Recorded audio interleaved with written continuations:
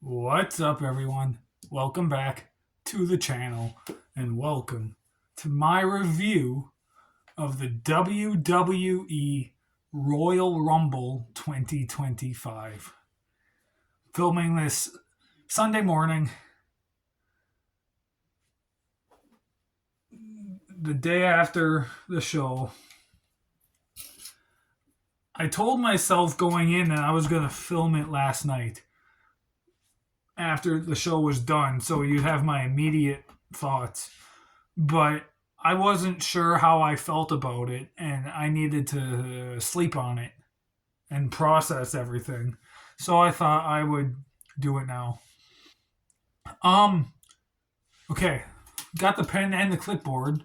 I do have notes this time, but it's just the entry order for the Rumble matches. I didn't take any other notes on the other two matches.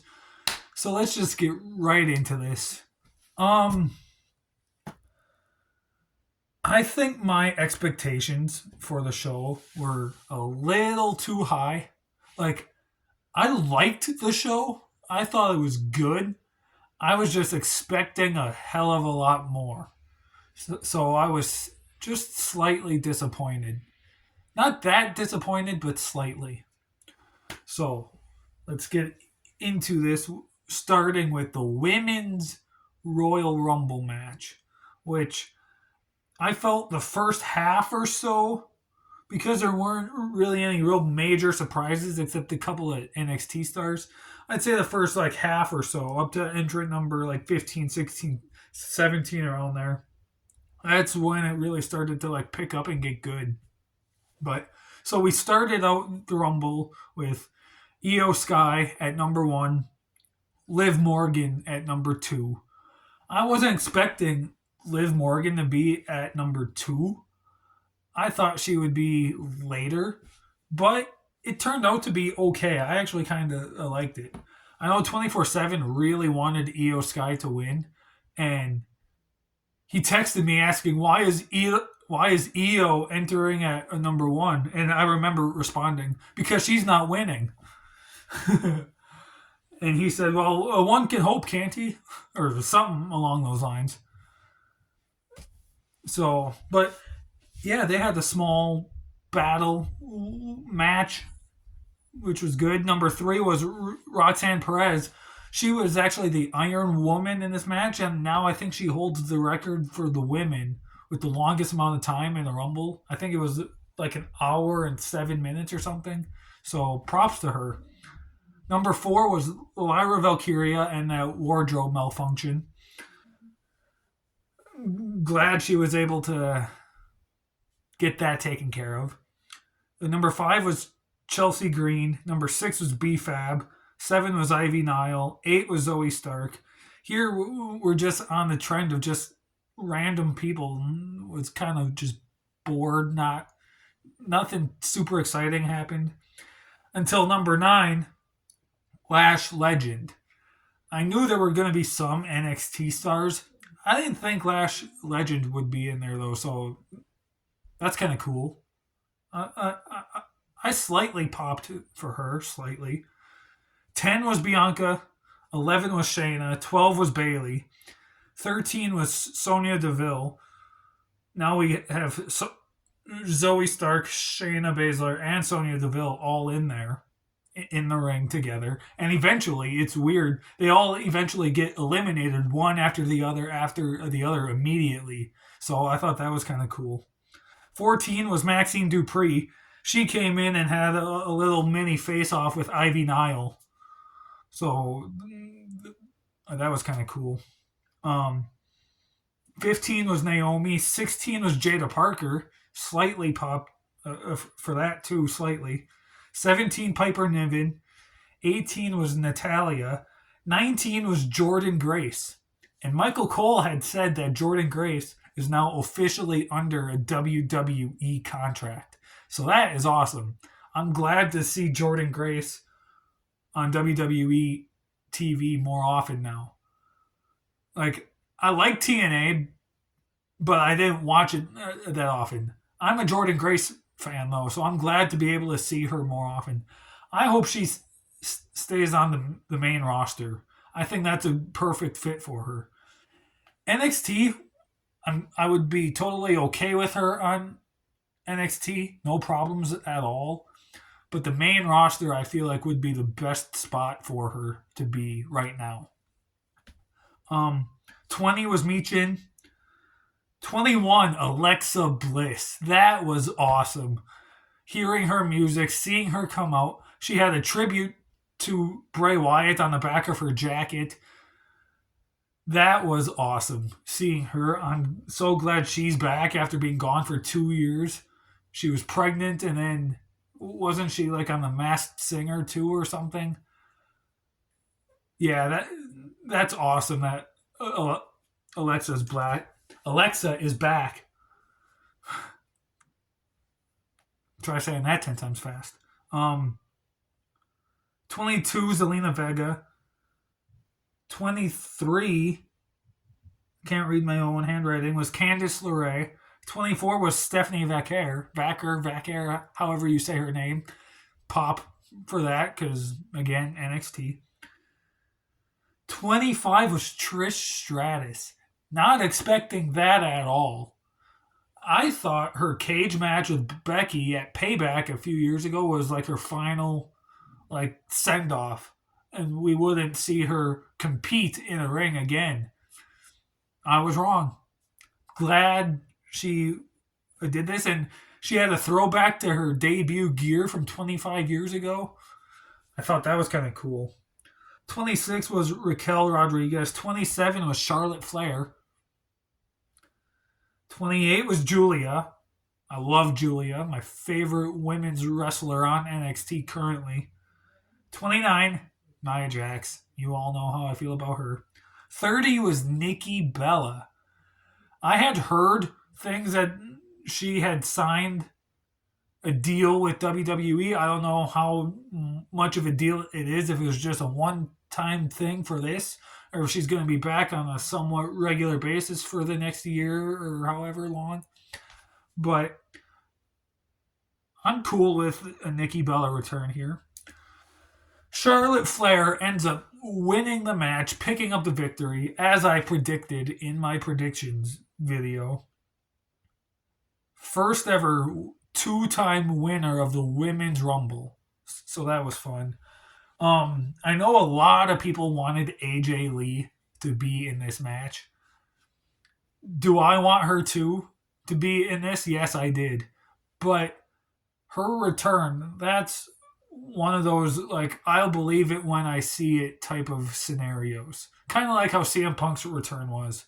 I want it to happen. I don't see it happening. But if it does ever happen, that pop is going to be insane.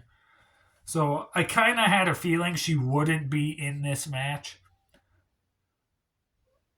But I was kind of skeptical. But yeah, overall, I thought the match was good. Again, I thought it started out kind of boring, not a lot of excitement. Because of the first 15 or 16 entrants, B-Fab was the only person that got eliminated. We had 14 or 15 women in the ring at one time. And B-Fab was the first and only elimination for a while. So that first half I was kind of bored, but then it picked up, got better. So I'll give that a 3-star. Give that Rumble match 3 stars. Up next, we had the 2 out of 3 falls match for the WWE Tag Team titles, DIY versus the Motor City Machine Guns. I remember during the countdown show, texting 24/7, I said, hot take, this match could be the best match on the show. Better than the Rumble matches, better than the ladder match. And the reason I said that is, think of it this way. Johnny Gargano, when he was in NXT, 2 of his best matches he ever had in NXT were 2 out of 3 falls matches. DIY had a 2 out of 3 falls match against the Revival. And he had a 2 out of 3 falls match with Adam Cole, which was technically 3 stages of hell, but it still counts as 2 out of 3 falls. And so, and with Triple H now in charge, he was in charge back then too. So I had high expectations for this match. I'm a huge fan of the Motor City Machine Guns. I'm a big fan of DIY. And I was just disappointed in this match. I was really expecting best match on the card, 5-star match, and that's not what we got. It was the shortest match on the show. I don't even think it hit 10 minutes. Maybe it did, but it didn't feel that long. It was short. DIY got the first fall had to be within a minute and a half, 2 minutes. The Motor City Machine Guns got the second fall when they hit Skull and Bones. And then DIY got the third fall when Montez Ford and Angelo Dawkins came out with kendo sticks and beat Alex Shelley and Chris Sabin. DIY won. I'm gonna give the match 2 stars. Like, again, it wasn't horrible. I was just kind of let down. I was expecting way too much from the match. Up next was the amazing ladder match between Cody Rhodes and Kevin Owens for the WWE title. This match was freaking awesome. They went fighting through the crowd for the first maybe 7 or 8 minutes of the match. Okay, maybe not quite that long, but they went fighting through the crowd for a while at the start. And then just had like 4 or 5 different ladders in the ring at once. They had a ladder bridge that Kevin Owens ended up going through at the end. Sami Zayn was out there. Some cool stuff. There were some crazy bumps on and through ladders that I never thought I would see. Cody broke a rung off the bottom rung off the ladder and was beating Kevin with it as a weapon. Like, really good match. Some cool stuff. I'm gonna give that match 4 stars. Like, is it the best ladder match of all time? No. To me, the best of all time is the Tag Team TLC at WrestleMania 17. TLC 2, I think that was. To me, that's the best ladder match of all time, and it's going to be very hard to beat that. So this match was good. I really enjoyed it a lot. But it's a 4-star match. Cody picks up the victory, climbed the ladder, grabbed both belts. It seemed kind of slow, and like something went wrong because like I think maybe there was supposed to be a finish or something planned because it's like Cody was like struggling to grab the belts or something. He was up there for what seemed like a little longer than he should have been, but he eventually grabbed them and won the match.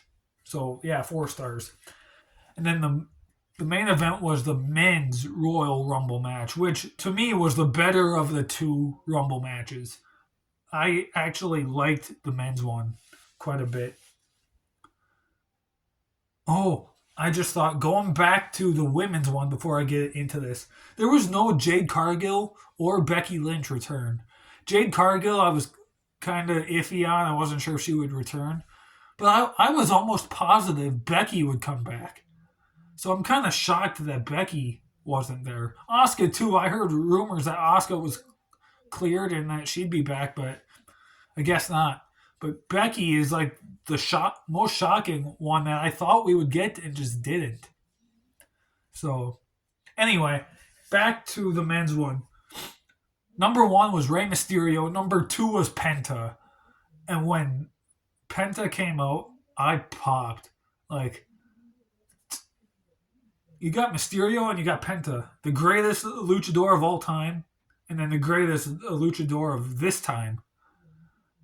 So awesome to see them two have a mini one-on-one match here in the ring. And then Chad Gable was number 3, and the storytelling and there with his problems he's been having with luchadors recently, like, that's so cool. Number 4 was Carmelo Hayes. Number 5, Santos Escobar. Number 6 was Otis. So we had a small thing there with like 3 or 4 people that were just kind of boring. Otis came out. We had a little thing between him and Chad Gable, which was kind of fun. Number 7 was the Intercontinental Champion Braun Breaker. He destroyed everyone. Number 8 was I Show Speed. So it was supposed to be Akira Tozawa, but as Carmelo Hayes was leaving, he took out Akira. Akira could not compete. So they brought him backstage. Triple H was like, okay, we need someone to compete. He turned around, saw I Show Speed standing there, and I Show Speed went out to the ring. Initially, I thought that was kind of dumb, personally, but once Braun Breaker destroyed I Show Speed on that spear and just like ran him over like he's a semi hitting a child, that's what this was like. I Show Speed went flying on that spear. When Braun hit that spear, I cracked up laughing so hard. I thought it was the coolest thing in the world. It was amazing. I loved that spot. That was 12 hours ago. I slept for 7 hours, and I've watched that spear probably 12 times since it happened. I love that spot. That was great. Number 10 was Sheamus. 11 was Jimmy Uso. Or no, 9 was Sheamus. 10 was Jimmy Uso. 11 was Andrade. 12 was Jacob Fatu, who is the Iron Man. In this match, he lasted like 42 minutes, which I think is the longest. 13 was Ludwig Kaiser, and I think he spent the least amount of time in either of the Rumble matches, men's or women's. 14 was The Miz. 15, apparently someone said his name and he appeared because Joe Hendry showed up, which I'm almost positive everyone knew would probably happen. I popped. The crowd popped. Everyone loved it. Joe Hendry's so cool. Number 16 was Roman Reigns. I was kind of... So I wasn't shocked that he was in it because obviously it was announced he would be in it.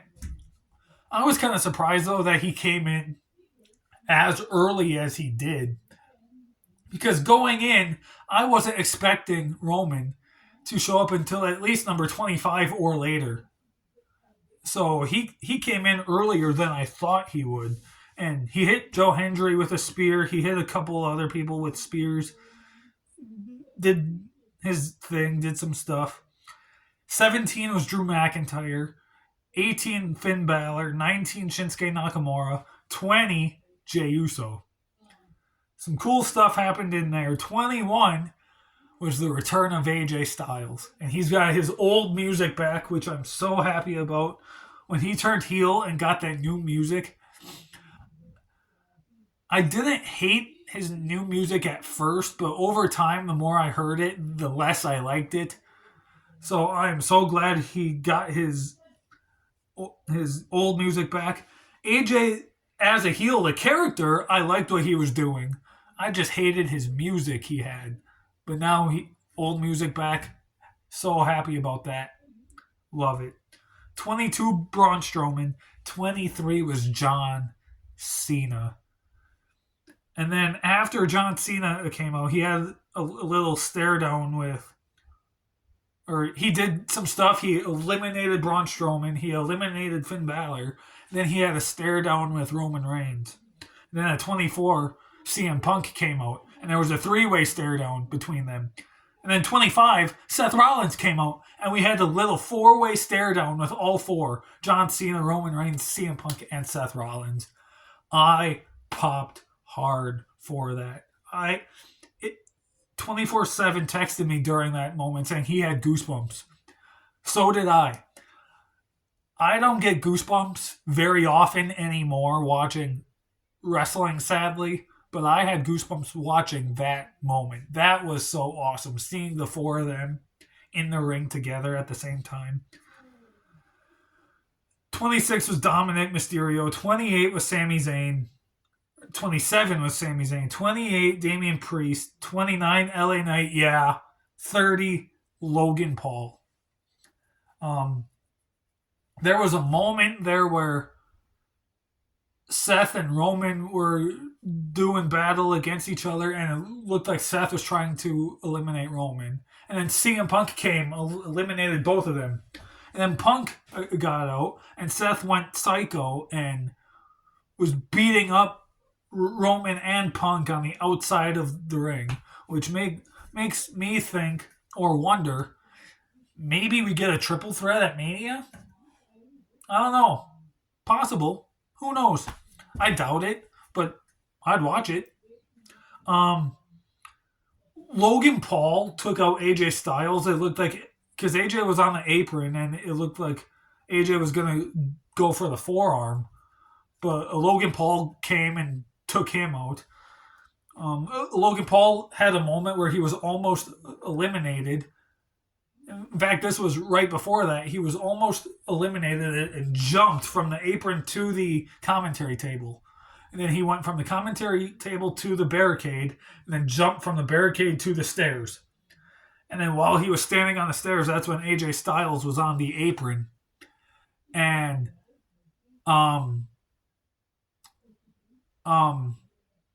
Logan Paul then took out AJ. And so that makes me wonder, maybe AJ Styles and Logan Paul at WrestleMania?